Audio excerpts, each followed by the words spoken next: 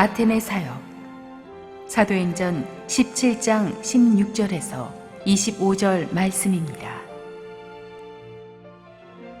바울이 아덴에서 그들을 기다리다가 그 성에 우상이 가득한 것을 보고 마음에 격분하여 회당에서는 유대인과 경건한 사람들과 또 장터에서는 날마다 만나는 사람들과 변론하니 어떤 에피쿠로스와 스토아 철학자들도 바울과 쟁론할세. 어떤 사람은 이르되 이 말쟁이가 무슨 말을 하고자 하느냐 하고, 어떤 사람은 이르되 이방신들을 전하는 사람인가 보다 하니 이는 바울이 예수와 부활을 전하기 때문이러라. 그를 붙들어 아레오바고로 가며 말하기를, 내가 말하는 이 새로운 가르침이 무엇인지 우리가 알 수 있겠느냐. 내가 어떤 이상한 것을 우리 귀에 들려주니 그 무슨 뜻인지 알고자 하노라 하니, 모든 아덴 사람과 거기서 나그네 된 외국인들이 가장 새로운 것을 말하고 듣는 것 이외에는 달리 시간을 쓰지 않음이더라. 바울이 아레오바고 가운데 서서 말하되, 아덴 사람들아, 너희를 보니 범사에 종교심이 많도다. 내가 두루 다니며 너희가 위하는 것들을 보다가 알지 못하는 신에게라고 새긴 단도 보았으니, 그런즉 너희가 알지 못하고 위하는 그것을 내가 너희에게 알게 하리라. 우주와 그 가운데 있는 만물을 지으신 하나님께서는 천지의 주제시니 손으로 지은 전에 계시지 아니하시고, 또 무엇이 부족한 것처럼 사람의 손으로 섬김을 받으시는 것이 아니니, 이는 만민에게 생명과 호흡과 만물을 친히 주시는 이심이라. 할렐루야. 우리 하나님께 감사와 영광의 박수를 드리겠습니다. 좋은 아침입니다. 우리 함께 기도하고 하나님의 말씀 보겠습니다. 사랑하는 하나님, 은혜를 감사합니다. 부족하고 연약한 우리 한 사람 한 사람에게 오늘 하나님 찾아오셔서 위로와 격려와 임재의 말씀을 주시옵소서. 예수님의 이름으로 기도합니다. 아멘. 누가 재미있는 이야기를 했는데, 하나님이라는 영어 철자를 풀어보면 God인데 앞에 두 철자를 딱 따면 go라는 거예요. 간다. 사탄은 SATAN, 앞에 세 글자를 딱 따면 sat, 앉았다. 그래서 하나님은 계속 가시는 분이고 사탄은 계속 주저앉히는 존재다. 그래서 여러분이 자꾸 사탄의 말을 들으면 계속 게으름을 피게 돼요. 주저앉게 돼요. 자족하게 됩니다. 그러나 하나님의 영으로 가득 차면 우리는 계속 긍정적으로 전진하게 되고 움직이게 됩니다. 복음은 예루살렘에서 시작했지만 예루살렘에 머물러 있지 않았습니다. 하나님께서 유대와 사마리아와 땅끝까지 가라고 하셨습니다. 안 가니까 핍박을 일으키셔서라도 흩어버리셨습니다. 그래서 아직 이쪽이 완전히 다 된 것 같지 않은데 하나님께서 다른 곳들을 또 새롭게 많이 개척하게 하셨습니다.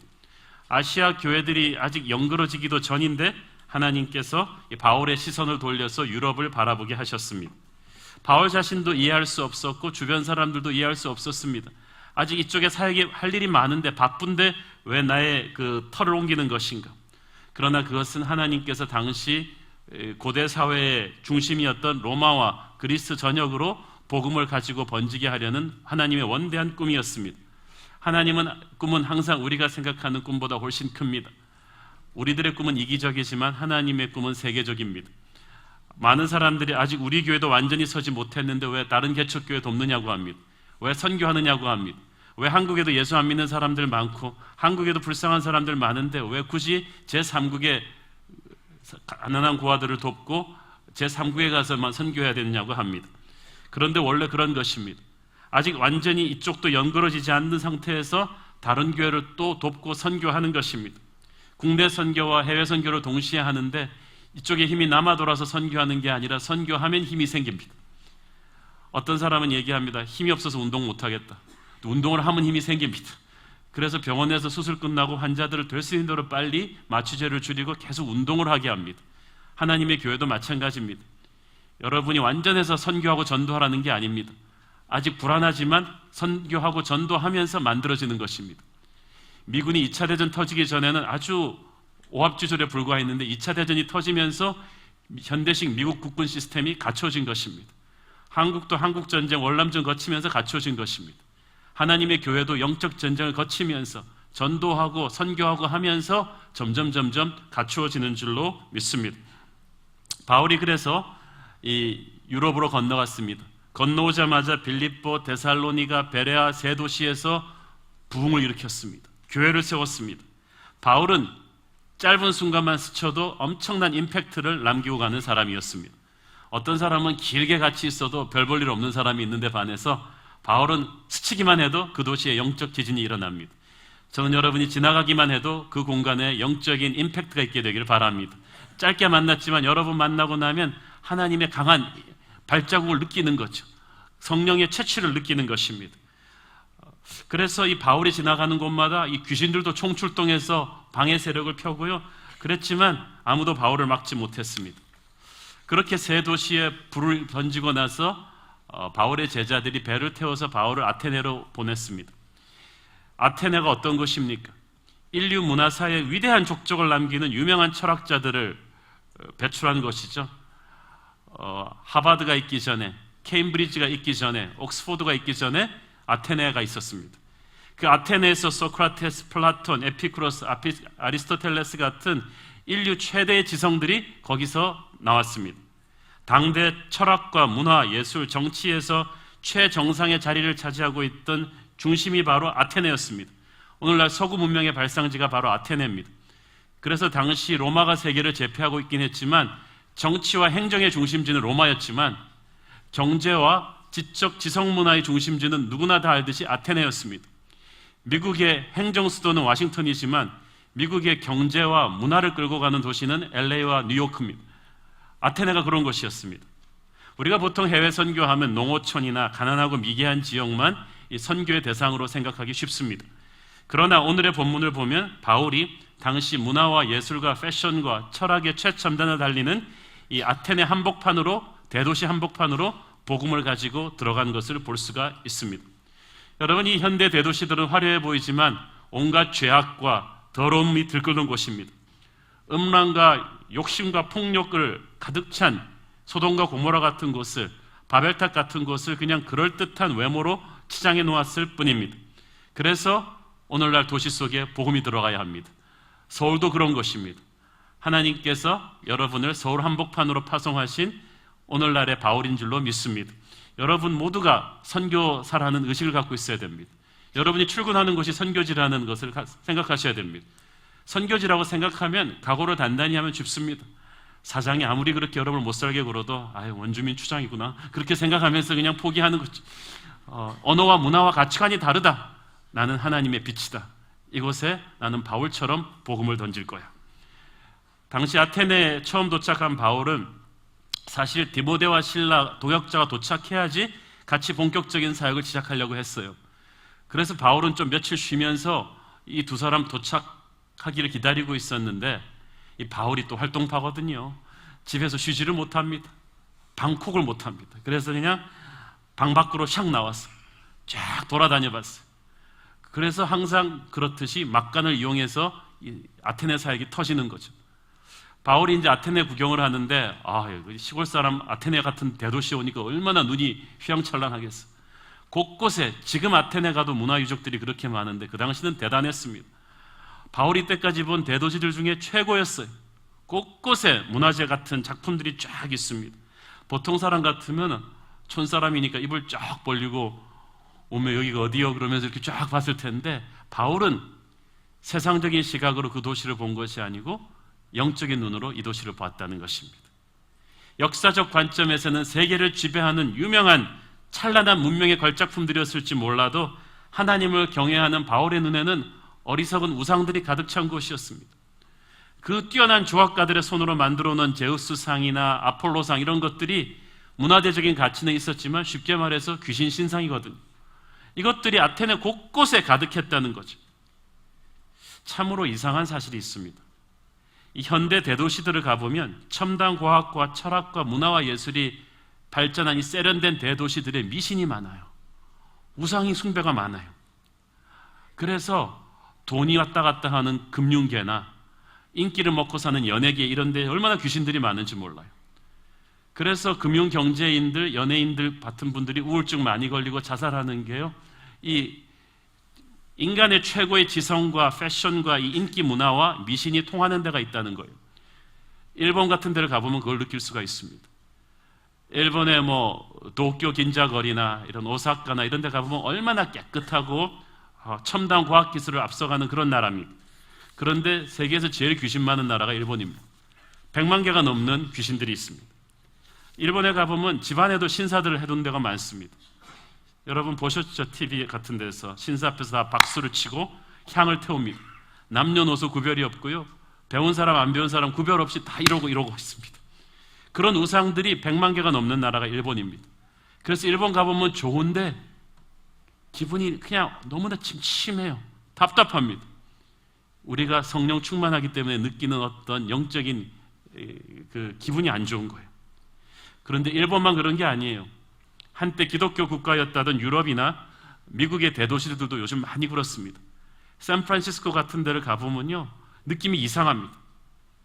이런 데도 보면 헤비메탈 음악과 사탄 숭배와 점성술과 뉴에이지 운동과 요즘은 또 UFO 외계인들을 믿는 희한한 미신들을 할리우드 최고의 배우들이, 미국의 인류대학 출신의 인텔리들이, 의사들이, 변호사들이 숭상하고 있습니다. 선진국 중에서 선진국이라고 하는 물질 문명의 한가운데 이런 우상 숭배가 지금 팽배하다는 거예요. 이것이 역설입니다. 아테네가 그런 곳이었습니다. 무려 3만 개 가까운 우상 신상들이 있었다고 합니다.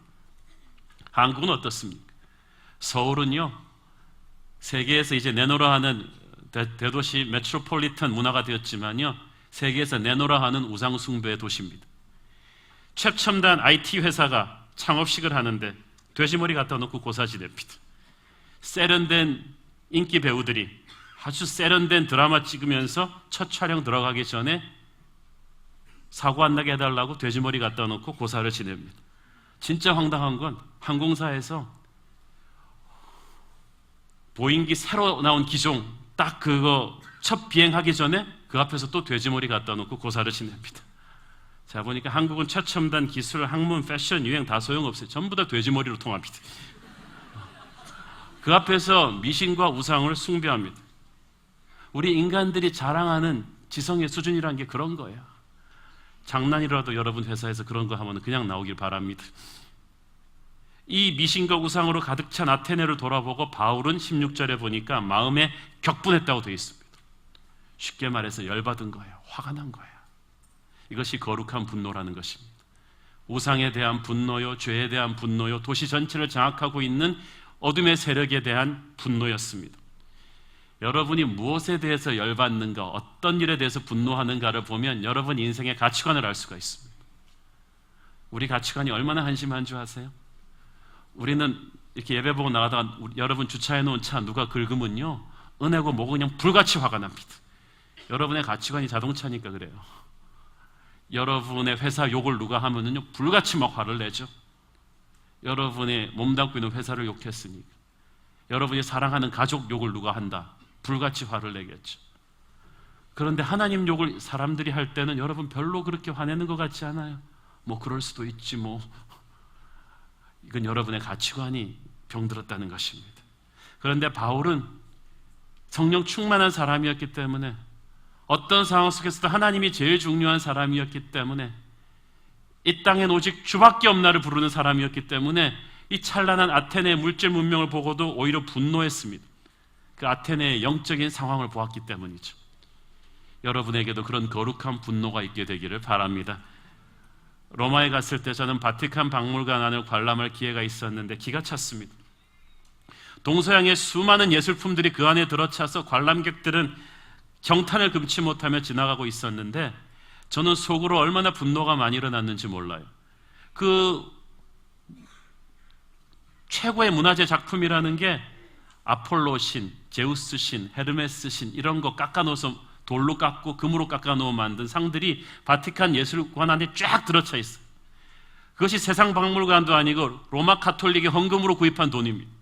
중세기 교회가 타락했을 때 교황들이 너다 할 것 없이 제왕들과 다투면서 문화재 작품을 사들인 거예요. 그리고 하나님의 교회라고 하는 그 성당 안의 예술관 안에다가 제우스 신, 아폴로신, 그게 교회당 안에 석가모니 이상을 놓는 거랑 뭐가 다르겠습니까? 예술이란 이름으로 쫙 채워놓은 거죠.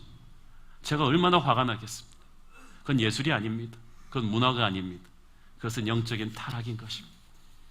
한국에도 보면 기독교 사학들에서도 전통문화라는 이름으로 동아리들이 사물놀이 귀신의 춤을 추는 것 볼 수가 있습니다. 문화라는 이름으로 귀신이 들어오는 겁니다. 아무 생각 없이 사람들이 거기에 노출되고 있습니다. 전통 문화라고 할지라도 거기에 영적인 영향력이 있다는 것을 아셔야 됩니다. 적어도 성령 충만한 크리스찬들이라면 세상 사람들이 말하는 그런 스탠다드로 우리의 문화를, 우리의 도시를 봐서는 안 되는 것입니다. 오늘날 대도시들은 2000년 전 아테네와 마찬가지로 화려하고 세련된 겉모습을 갖고 있지만 그 속에는 무서운 미신과 우상과 어둠의 권세들이 득식을 합니다. 저는 여러분이 눈을 뜨고 서울의 이 화려함 뒤에 숨어있는 무서운 어둠의 영들의 실체를 볼 수 있게 되기를 바랍니다. 근데 바울은 단순히 분노하기만 한 것이 아닙니다.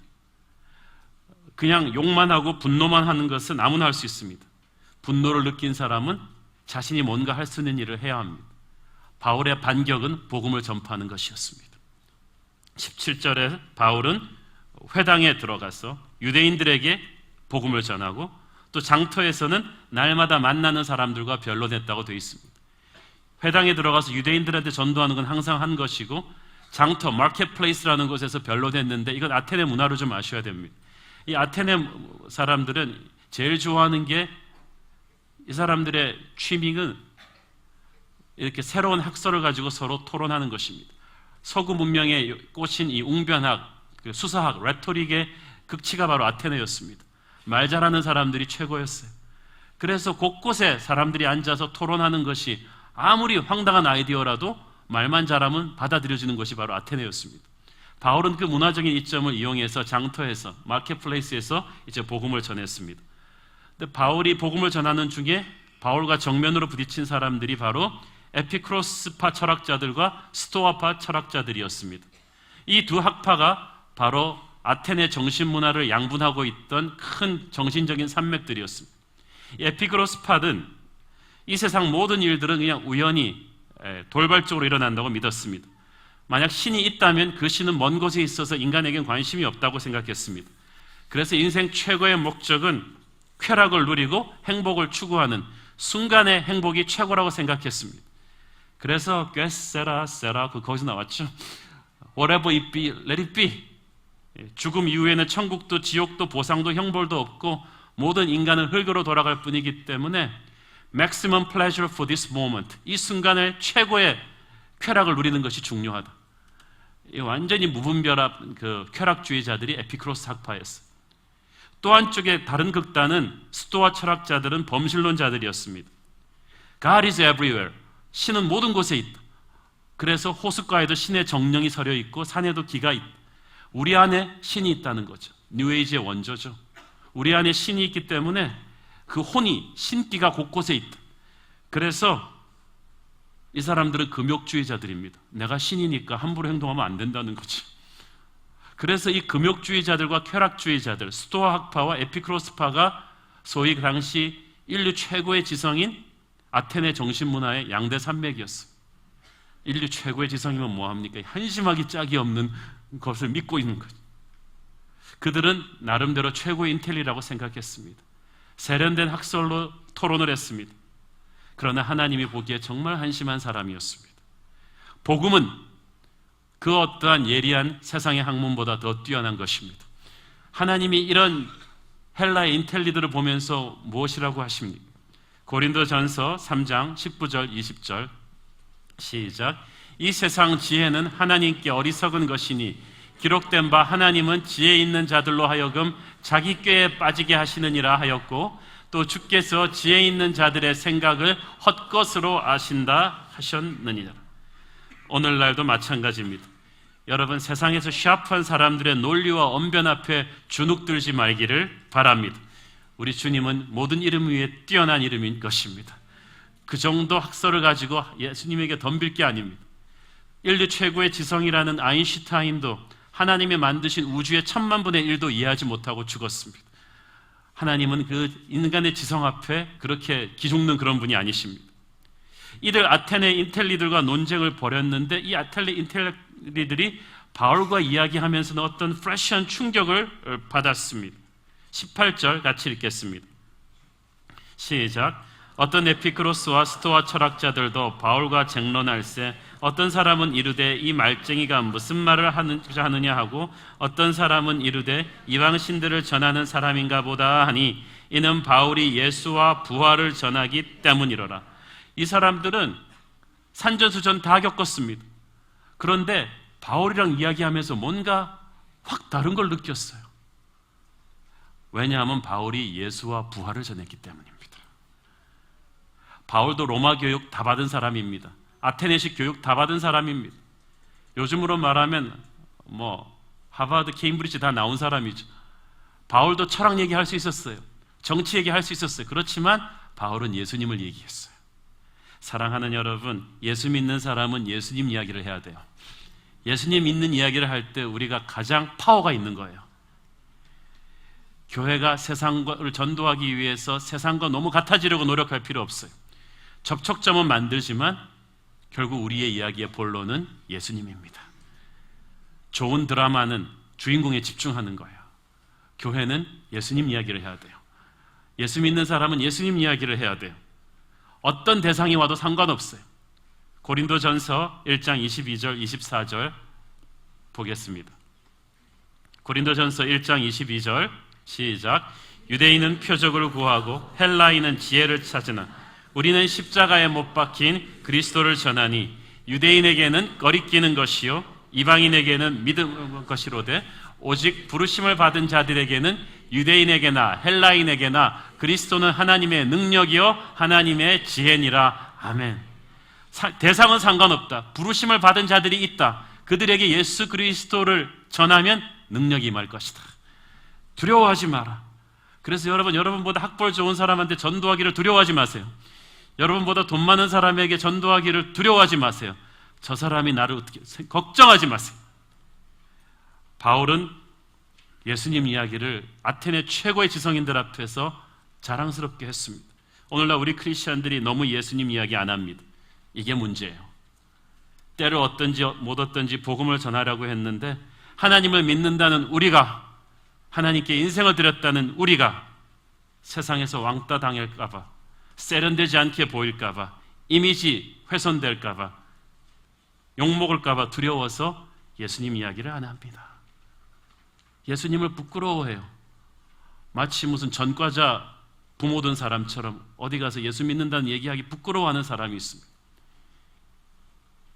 자기 차 새로 벤츠 뽑은 거는 부끄러워하지 않고 얘기하면서, 자기 아들 명문대학 합격한 것은 부끄러워하지 않고 자랑하면서, 예수님의 이름이 벤츠보다 자랑하지 못할 이름입니까? 예수님의 이름이 여러분 아들이 입학한 명문대학보다 부끄러운 이름입니까? 왜 그러세요?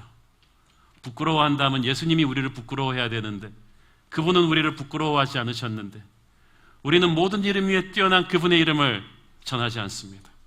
사랑하는 여러분 아파트 주민들끼리, 동창들끼리, 회사 사람들끼리 앉아서 나누는 대화의 주제가 뻔하지 않습니까? 정치인 욕하고 살림살이 걱정하고 연예인 스캔들 이야기하고 자식 얘기하고 이 네 가지 얘기 말고 또 무슨 얘기 하세요? 10년을 알면 뭐합니까? 똑같이 그런 얘기만 하는데 10년을 그 사람을 사귀면서 예수님 이야기 한 번도 안 했다면 여러분 shame on you, 부끄러워하세요. 왜 예수님 이야기 안 합니까? 바울은 한번 스치기만 해도 예수님 얘기는 반드시 하고 스칩니다. 하나님의 사람들은 모든 대화에서 예수님을 이야기해야 합니다. 그래야 그것이 더 큰 기회로 연결이 되죠. 여러분이 예수님 이야기를 해야 역설적으로 사람들이 충격을 받아요. 똑같은 얘기를 하면 충격이 없어요. 예수님 이야기를 하니까 충격이 되는 거죠. 우리들의 가장 큰 상품은 예수 그리스도입니다. 예수님 이야기를 하셔야 돼요. 예수님 이야기를 하니까 이 기가 막힌 학설과 웅변가들을 다 겪었던 아테네 지성인들이 깜짝 놀라서 바울을 19절에 보니까 아레오바고 광장으로 데려갔다고 했습니다. 이 아레오바고는 지금의 파르테논 신전이 있는 지역인데 당시 입법과 재판을 주관했던 아테네 의회 모임 장소입니다. 이곳은요, 아테네의 노른자 중에 노른자리 광장인데 아테네 도시의 최고의 핫 이슈가 되는 이 스피커들이 딱 세워지는 곳이에요. 소크라테스도 여기서 종교 재판을 받았죠. 그래서 그것은 마치 CNN 9시 뉴스에 딱 타는 것과 똑같은 거예요. 굉장히 올라가기 힘든 자리를 바울이 순식간에 쫙 쓰게 되는 거죠. 왜냐하면 아테네 지성인들이 바울의 가르침에서 어떤 이상한 영적인 권위와 매력을 느낀 거예요. 아테네 사람들은요, 항상 이 새로운 것을 찾는 사람들이었습니다. 21절 같이 보겠습니다. 시작. 모든 아덴 사람과 거기서 나그네된 외국인들이 가장 새로운 것을 말하고 듣는 것 이외에는 달리 시간을 쓰지 않음이더라. 이 예나 지금이나 대도시 사람들은 새로운 것에 굉장히 민감합니다. latest version, 항상 최첨단이 굉장히 중요합니다. 그래서 머리 모양도 그렇고 입고 다니는 옷, 패션이나 구두, 자동차, 핸드폰 금방금방 새 것으로 바꿔버립니다. 필요해서 바꾸는 게 아닙니다. 눈치 보여서 바꿉니다. 이게 세련되지 않게 보일까 봐. 얼마나 자꾸 바꾸냐면 바꾸다가 안 되니까 한 30년 전 거 다시 끄집어내서 하면서 그것도 새로운 거라는 거지. 7080 복고형 뮤지컬, 복고형풍 패션. 결국은 다 돌고 도는데도 계속 새롭게 바꿔야 되는 게 바로 도시인들의 취향입니다. 아테네 사람들이 그랬다는 것입니다. 그런데 이렇게 자꾸 새 옷을 바꾸고자 하는 것은 속이 허해서 그래요. 속이 꽉 찬 사람은 이렇게 막 유행에 못 따라갈까 봐 안달하지 않아요. 속이 성령으로 꽉 찬 사람은 그냥 자기가 유행이 돼요. 여러분, 새로운 유행에 좀 둔감하고 남들이 하는 거 장단 못 맞춘다고 이렇게 기죽지 마세요. 우리 안에 계시는 주님은 아침마다 새롭고 늘 새로우신 분입니다. 눈에 보이는 최첨단, 최신 유행을 따라갈 생각하지 말고 하늘나라 최신 동향을 좀 신경을 쓰세요. 하나님 말씀 들으지는 한 500년 되는 거 전혀 부끄러워하지 않는 사람이 핸드폰은 좀 옛날 거 들고 다닌다고 그게 부끄럽습니까? 하나님이 최근 무슨 말씀을 하고 계신지, 무슨 생각을 갖고 계신지를 어제 기도 안 한 사람 못 듣죠. 하늘나라 유행은 한 500년 뒤따라가는 사람이 최신 핸드폰만 바꿔가려고. 쉐임은 이렇게 부끄러워해야 된다는 거예요. 저는 여러분이 속이 꽉 찬 사람 되기를 바랍니다. 하나님의 영으로 꽉 찬 사람이 되기를 바랍니다. 성령으로 아침마다 새롭고 늘 새로운 사람 되셔야죠. 어쨌든 이 바울이 아테네 사람들과 다른 예수를 전했기 때문에 차별화가 확 돼버렸죠. 세상은 예수를 얘기해야 여러분한테 분을 존경합니다. 그거 아세요? 세상 앞에서 예수님을 숨기거나 부끄러워하지 마세요. 그래서 뜻밖의 바울은 그냥 한번 아테네 어떤 데인가 한번 쭉 돌아보러 나왔다가 졸지에 이게 하게 된 거예요. 항상 성경의 사건은 막간을 이용해서 터집니다. 그래서 졸지에 아레스바고 아테네 지성인들이 총집결해서 시선을 맞추고 있는 이 역사의 중심에 딱 마이크 대고 바울이 기자회견하게 된 거예요. 여러분 준비하세요. 하나님이 전혀 뜻밖의 타이밍에 여러분을 역사의 중심에 확 세울 때가 있습니다. 지난 2주 동안 미국 NBA 스포츠 뉴스의 화제는 제레미 린이라는 대만계 아시안 아메리칸 스타입니다. 하버드 대학 출신이 대통령은 9명이 넘는데요. NBA 농구 선수는 3명밖에 안 나왔어요. 이 사람은 하버드 출신인데 게다가 동양인인데 그리고 독실한 크리스찬이에요. 그래서 농구를 너무 잘하는데 단 2주 만에 스타가 됐는데 인터뷰할 때마다 예수님 얘기를 너무 자연스럽게 해가지고 이 뉴스팀이 편집을 못해요. 너무 이렇게 잘해가지고 그런데다가 이 사람이 꿈이 뭐냐 그랬더니 이 농구 끝나면 목사님 되는 거죠, 꿈이. 그런데 단 2주 만에 스타가 됐는데 너무나 자랑스럽게 예수님 이야기를 하는 거예요. 저는 생각을 합니다. 여러분을 하나님이 여러분 분야에서 어느 순간에 확 띄워줄 때가 있을 거예요. 그런데 그것은 여러분의 영광을 위해서가 아니에요. 바울이 갑자기 확 떴어요. 갑자기 팔레스타인 촌 사람이 갑자기 대도시 아테네 한복판에 딱 초점을 맞추고 연설하게 된 거예요. 이때 여러분이 준비되어 있기를 바랍니다. 하나님 이야기를 할 준비가 되어 있기를 바랍니다. 이 자리에서 바울이 아테네 사람들에게 하는 웅변의 서두가 굉장히 놀랍습니다. 오프닝 스테이트먼트죠. 22절 같이 보겠습니다. 시작. 바울이 아레오바고 가운데 서서 말하되 아덴 사람들아 너희를 보니 범사에 종교심이 많더라. In every way you are very religious. 참 지혜로운 사람입니다. 바울은 굉장히 전략적인 사람이에요. 본래 유대인 회당에서 유대인들한테 전도할 때는 이렇게 시작 안 합니다. 그때는 구약성경 인용합니다. 구약성경을 신탁처럼 믿고 사는 유대인들이기 때문에 구약성경 인용하면서 너희 조상들에 의하면, 너희 율법에 의하면, 이걸로 오프닝 스테이트먼트를 딱 시작해요. 그러면 탁 집중력이 생기죠. 그런데 아테네 사람들은 구약성경 모르거든요. 범신론자들이나 쾌락주의자들이거든요. 이 사람들을 쫙 보면서 아테네 도시 전역을 다 신찰해 보니까 도시 곳곳에 우상과 귀신이 가득해서 바울이 분노가 있었거든요. 그렇다고 해서 바울이 그래서 아테네한테 시작하면서 너희 사탄의 자식들아 이러고 시작하지 않았다는 거죠. 이게 전략이라는 것입니다. 타협이 아니라 전략입니다. 너희를 보니 범사에 종교심이 많다. 이 아테네 사람들을 기가 막히게 읽은 거예요.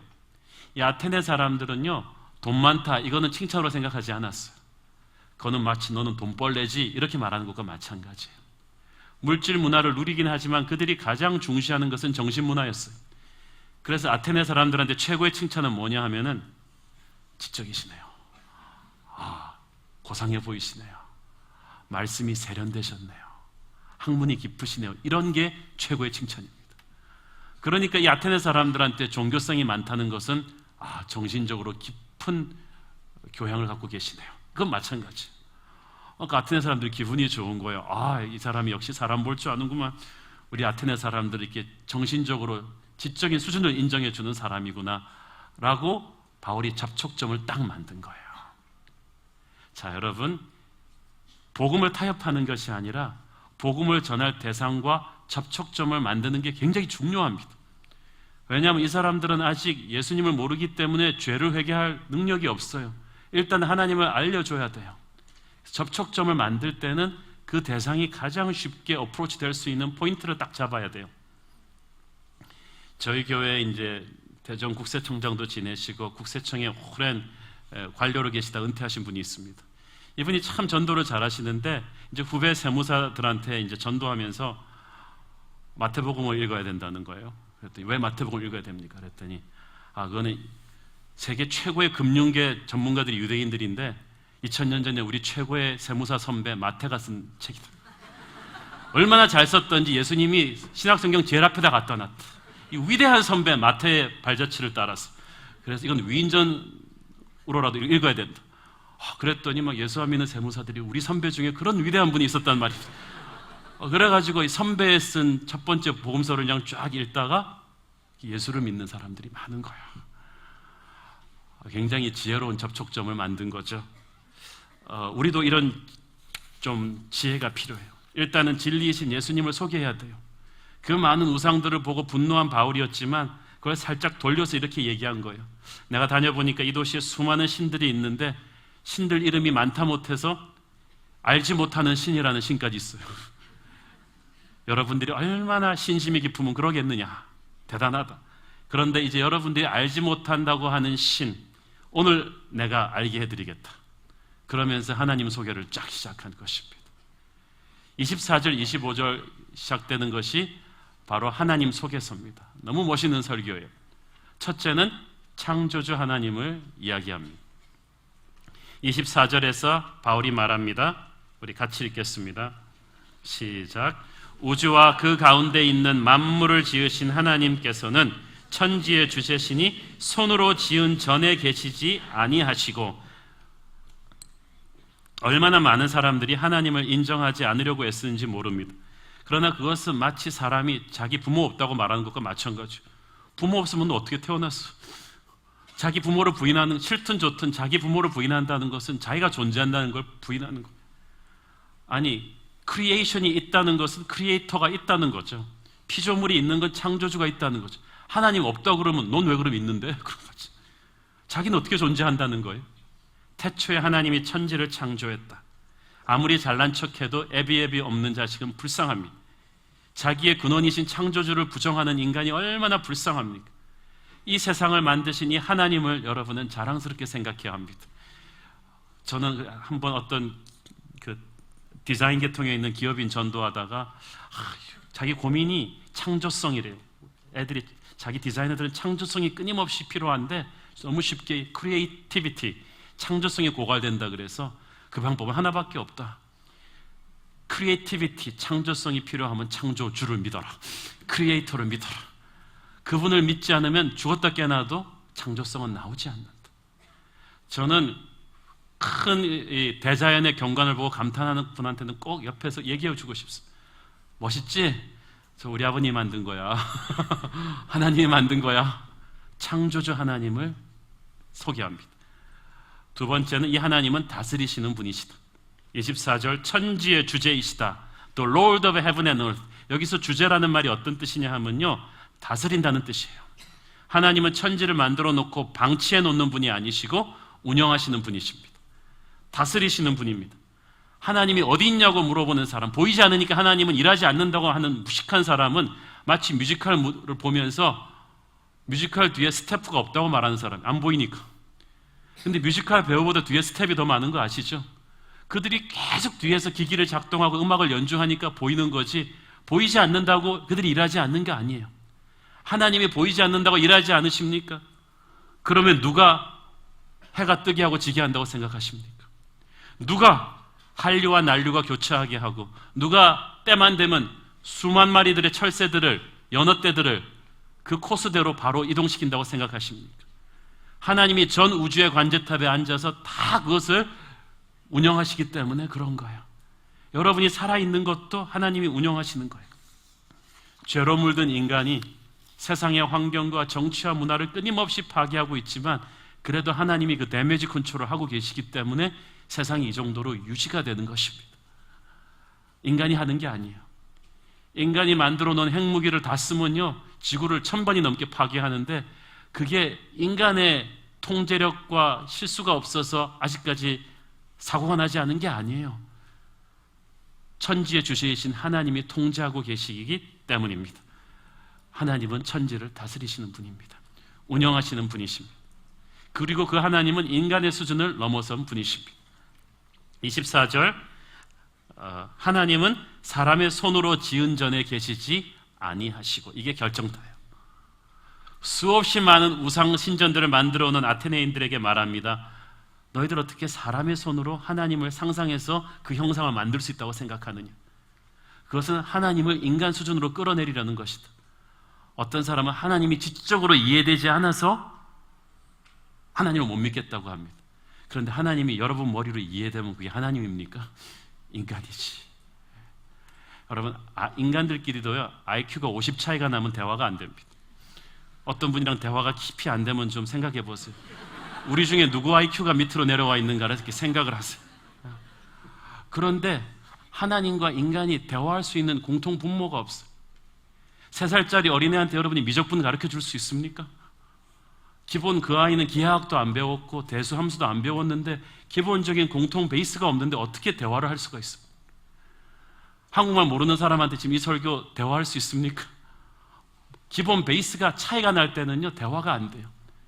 하나님을 여러분이 이해하고 싶고 하나님이 설명해 주고 싶어도요, 미적분을 3살짜리 어린애랑 가르치는 것처럼 하나님도 답답하십니다. 그러니까 여러분 답답하다 그러지 마세요. 여러분 수준으로 이해할 수 없기 때문에 하나님이십니다. 여러분의 지성으로 담을 수 없기 때문에 하나님이신 거예요. 인간이 만들어 놓은 것에 담을 수 있다면 그건 하나님이 아니에요. 그런데 왜 인간이 만들어 놓고 거기다 의지합니까? 금으로, 은으로, 나무로 불상을 만들고 우상상을 만들어 놓고 거기다 절합니다. 돼지머리 자기가 갖다 배서 갖다 놓고 자기가 거기다 절하고 있어요. 자기가 만들어 놓고 자기가 복을 달래요. 인간의 손으로 떠다 놓은 정한수, 인간의 손으로 만든 부적, 이걸 갖다가 갖고 다니면서 하나님처럼 의지합니다. 저는 한 번 전도하던 그 여성 직장인이 명문대 유학하고 괜찮은 사람이에요. 그런데 부적을 갖고 다니는 거예요. 노란 부적, 파란 부적, 찢어진 부적이 잘. 부적 하나가요 300만 원짜리도 있어요. 그 문방구에서 색종이 갖다 주세요. 제가 만들어 드릴게요. 그거 다 오려서 만들어 놓은 다음에 도장 팍 찍고 이거 갖고 다니면 병으로부터 지켜주고 사고로부터 지켜주고, 그것이 난 정말 명문대 학벌이 아까워요. 공부 왜 한 거예요? 인간이 그렇습니다. 무덤 자리를 잘 잡아야 자손 대대로 복을 받는다고요? 좌청룡 우백호? 그럼 그 자리에 아파트 들어서면 어떻게 되는 것입니까? 여러분의 복이 인간의 손으로 만든 무덤토로 끝나는 것입니까? 하나님은 인생이 아니시기 때문에 눈에 보이는 상으로 인간의 장소로 하나님을 거기다 국한시켜 놓을 수가 없습니다. 솔로몬은 인간의 손으로 지을 수 있는 최고의 건물을 지었지만 하나님께서 뭐라고 하셨습니까? 고맙다. 그러나 이것은 나의 발등상을 놓기에도 부족하다고 했어요. 하나님은 인간의 지성으로 담을 수가 없습니다. 그렇게 크신 분입니다. 저는 그래서 하나님이 자랑스럽습니다. 제가 다 이해할 수 없기 때문에 자랑스럽습니다. 그리고 그 하나님은 우리에게 베풀어 주시는 분이십니다. 25절이 굉장히 중요합니다. 시작. 또 무엇이 부족한 것처럼 사람의 손으로 섬김을 받으시는 것이 아니니 이는 만민에게 생명과 호흡과 만물을 친히 주시는 이심이. 자, 이게 굉장히 중요해요.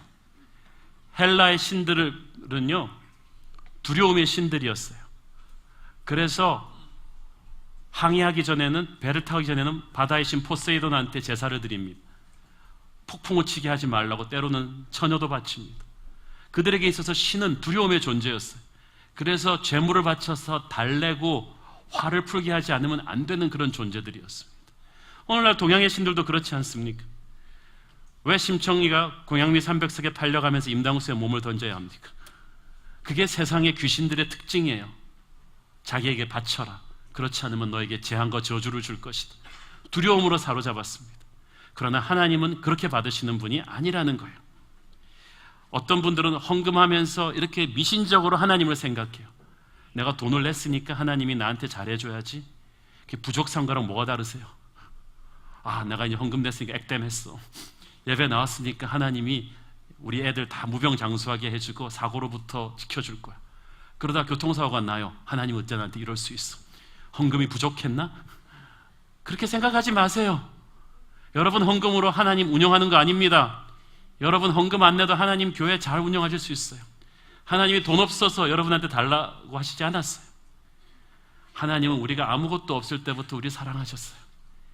200만 이스라엘 사람들은 쉽게 말해서 집단 거짓대죠. 40년 동안 몇 끼를 하나님이 먹이셨습니다.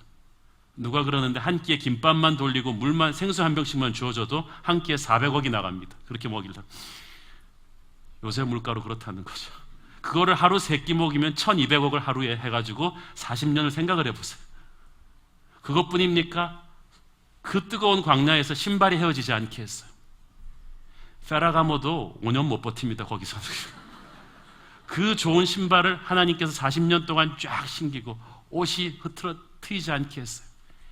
여러분이 제냐 아르마니를 입어도 거기서 5년 못 버팁니다. 그런데 하나님께서 의복도 하지 않게 하시고 신발도 입혀주시고 그리고 자연적 히터로 에어컨으로 지켜주면서 40년 동안 하나님이 우리에게 주셨어요. 하나님은 그런 분이십니다. 이 세상의 귀신들과는 다른 거예요. 하나님은 사랑이시고 하나님은 주시는 분이에요. 모든 만민에게 생명과 호흡과 만물을 친히 주시는 분이시다. 여러분이 받아 마시는 이 산소, 이 물 다 어디서 나온 것입니까? 하나님이 수도세 먹이면 여러분 어떻게 되겠어요? 하나님은 이 모든 것을 거지 적선하듯이 던져주는 분이 아니시고 친히 퍼스널리 주시는 분이셨습니다. 그분은 그런 사랑이셨습니다.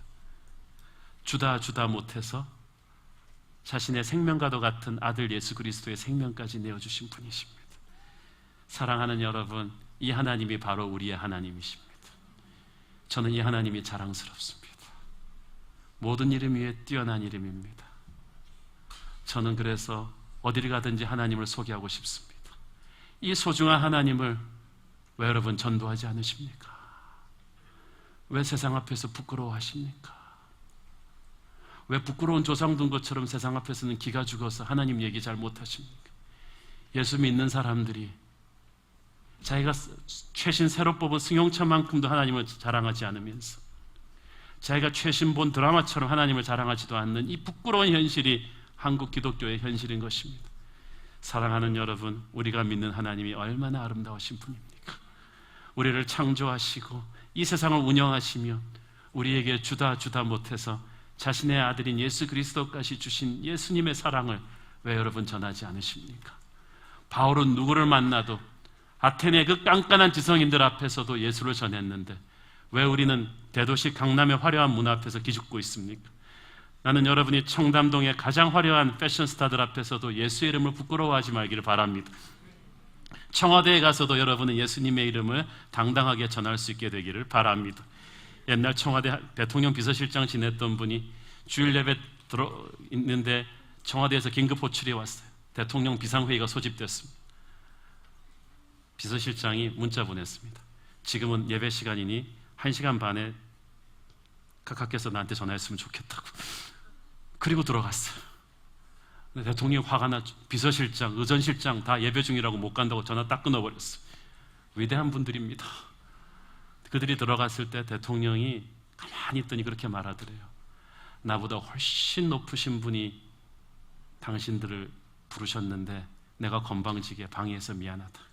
앞으로 다시는 주일날 당신들을 호출하지 않겠다.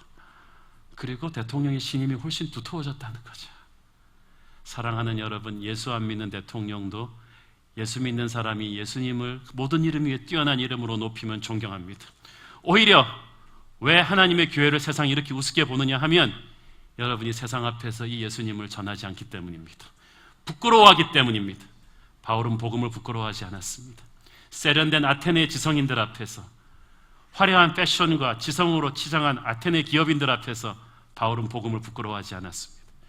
여러분은 강남 한복판에서 이 서울의 최고의 인텔리들 앞에서 부끄러움 없이 예수를 전하기를 바랍니다. 예수님을 자랑하십시오. 모든 이름 위에 뛰어난 이름, 온 천하 만물 우러러 저는 그 예수님의 이름이 자랑스럽습니다. 저는 이 예수님의 이름을 여러분도 자랑스럽게 전하는 그런 분들 되기를 축원합니다. 기도하겠습니다. 사랑하는 아버지, 은혜를 감사합니다. 최첨단 아테네 대도시 한복판에서도 부끄러움이 없이 예수님을 전했던 바울의 용기가 우리에게 있게 하여 주시옵소서. 세상 한복판에서 가장 아름다우신 주님의 이름을 증언하게 하여 주옵소서. 예수님의 이름으로 기도합니다. 아멘.